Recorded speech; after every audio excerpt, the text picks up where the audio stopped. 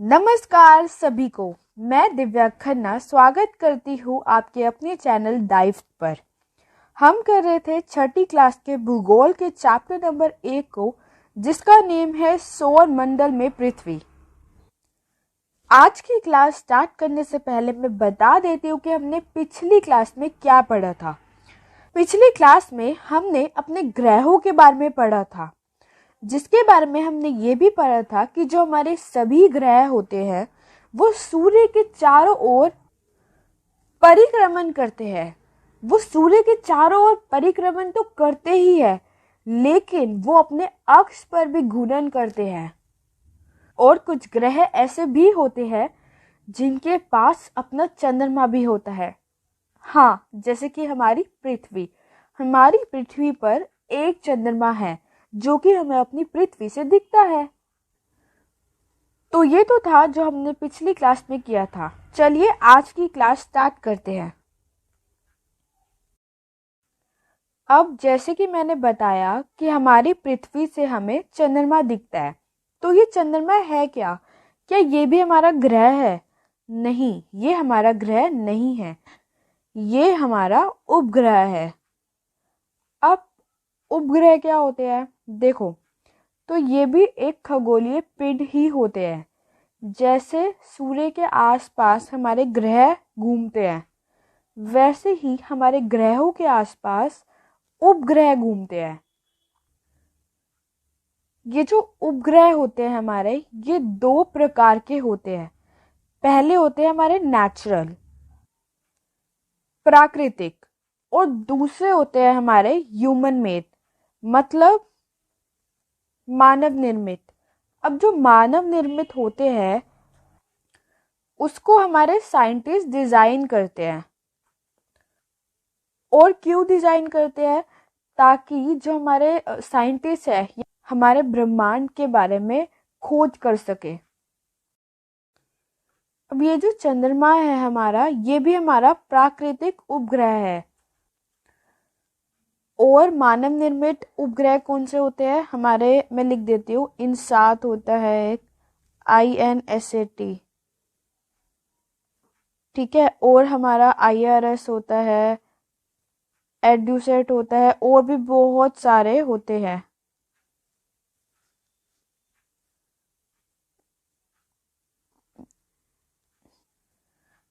अब इन उपग्रहों को भेजा कैसे जाता है आसमान में? तो देखो, इसको रॉकेट की हेल्प से भेजा जाता है, जैसे कि हम देखते हैं। अब हमारे वैज्ञानिक करते क्या है, जैसे कि हमारी ये पृथ्वी है और पृथ्वी के आसपास हमारा चंद्रमा घूम रहा है। ये हमारा सपोज चंद्रमा है। चंद्रमा तो हो गया हमारा प्राकृतिक उपग्रह, जो कि ऑलरेडी आसमान में पृथ्वी के आसपास घूम रहा होता है। हम अपने मानव निर्मित उपग्रह को कैसे भेजते हैं आसमान में? रॉकेट की मदद से भेजते हैं। और जो रॉकेट होता है वो हमारी पृथ्वी के आसपास प्लेस कर देता है हमारे उपग्रह को, और वो इसके आसपास घूमता रहता है और जानकारी प्राप्त करता रहता है हमारे ब्रह्मांड के बारे में। आई होप आपको ये चीज़ क्लियर हो गई हो। तो चलिए आगे देखते हैं। हमारी पृथ्वी के समान 7 अन्य ग्रह हैं जो सूर्य से प्रकाश एवं ऊष्मा प्राप्त करते हैं। अब 7 अन्य ग्रह कौन कौन से हैं? बुध, शुक्र, मंगल, बृहस्पति, शनि, यूरेनस और हमारा लास्ट नेपच्यून।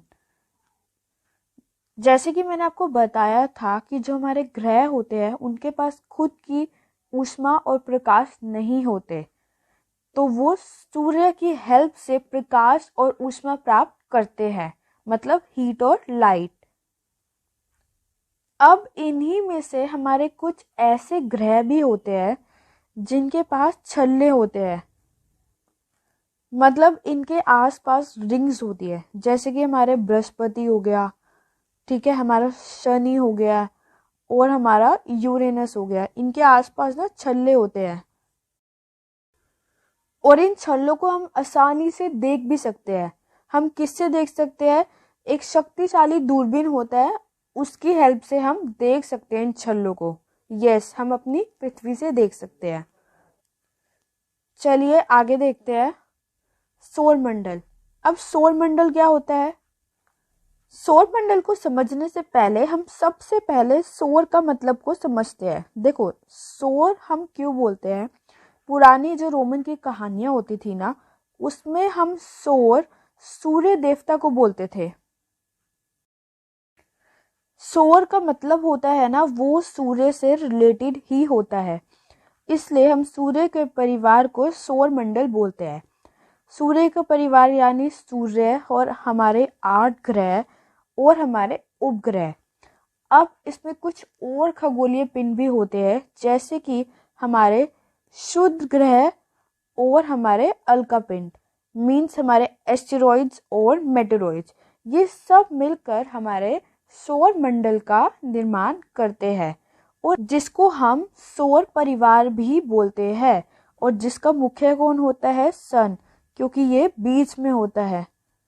ठीक है, आई होप आपको ये चीज़ समझ आ गई हो। अब हम बात करते हैं हमारा तारा की, जो कि है सूर्य। हमारा सूर्य जो होता है ना, वो बिल्कुल, अगर आप देखेंगे, बिल्कुल केंद्र में स्थित है। ये बहुत ही ज्यादा गर्म गैसेस से मिलकर बना होता है। यह पूरे ग्रहों को एक खिंचाव बल देता है, जो पूरे सौर मंडल को बांधे रखता है। वरना अगर ये ना दे खिंचाव बल, तो ये तो सारे नीचे ही गिर जाए, लेकिन ये खिंचाव बल प्रोवाइड करता है। और सबसे इम्पोर्टेंट चीज, जैसे कि मैंने आपको बताया था, क्योंकि एक तारा है तो इसके पास खुद की ऊष्मा और प्रकाश होते हैं, जो कि ये सारे ग्रहों को देता है। क्योंकि हमारे जो ग्रह हैं उनके पास खुद के ऊष्मा और प्रकाश नहीं होते। अब आप सोचेंगे कि अगर ये इतनी गर्म गैसेस से मिलकर बना होता है और इसके पास खुद की ऊष्मा और प्रकाश भी है, तो हम इससे जलते क्यों नहीं है? भाई, क्योंकि ये हम पे भी आता है।